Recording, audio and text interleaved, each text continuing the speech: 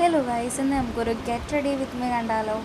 First നമ്മൾ face wash ചെയ്തതിന് ശേഷം നമുക്കൊരു പ്ലമ്മിൻ്റെ ടോണറാണ് ഞാൻ ഇവിടെ എടുത്തിരിക്കുന്നത്. ഒരു ടോണർ അപ്ലൈ ചെയ്ത് കൊടുക്കാം. പിന്നെ അതൊന്ന് ഡ്രൈ ആയിട്ട് വരുമ്പോൾ ഞാനിവിടെ വാസലിൻ്റെ ഗ്ലൂട്ട ഹയോണിൻ്റെ ഒരു മോയ്സ്ചറൈസറാണ് യൂസ് ആക്കുന്നത് കേട്ടോ.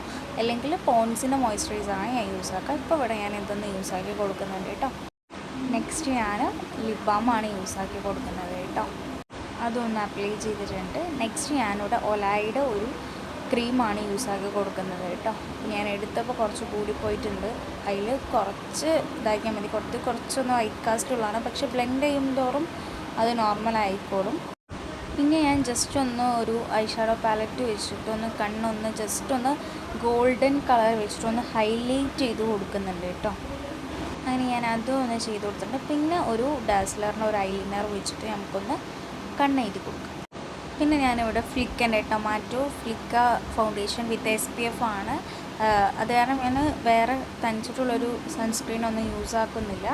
ഇത് തന്നെയാണ് യൂസ് ആക്കി കൊടുക്കുന്നത് കേട്ടോ. ഇത് മാത്രം മതി. ശരിക്കും അടിപൊളി പ്രൊഡക്റ്റാണ്. ഇതിൻ്റെ ലിങ്ക് വേണമെന്നുണ്ടെങ്കിൽ കമൻറ്റ് ചെയ്യാം കേട്ടോ. പിന്നെ ഞാൻ ഈ ഒരു ലിപ്സ്റ്റിക്ക് വെച്ചിട്ട് ജസ്റ്റ് ഒന്ന് ബ്ലഷ് പോലെ ഒന്ന് അപ്ലൈ ചെയ്ത് കൊടുക്കുന്നുണ്ട് കേട്ടോ. വേറെ പ്രത്യേകിച്ച് ഹൈലൈറ്ററോ സ്റ്റോപ്പ് ക്രീമോ ഒന്നും തന്നെ ഞാനിവിടെ അപ്ലൈ ചെയ്ത് കൊടുക്കുന്നില്ല കേട്ടോ. പിന്നെ ഞാൻ ഈ രണ്ട് ലിപ്സ്റ്റിക്കും കൂടി മിക്സ് ആക്കിയിട്ടാണ് ഇട്ട് കൊടുക്കുന്നത്. ആൻഡ് ഇനി നമുക്ക് പോയിട്ട് ഫൈനൽ ലുക്ക് കാണാം കേട്ടോ.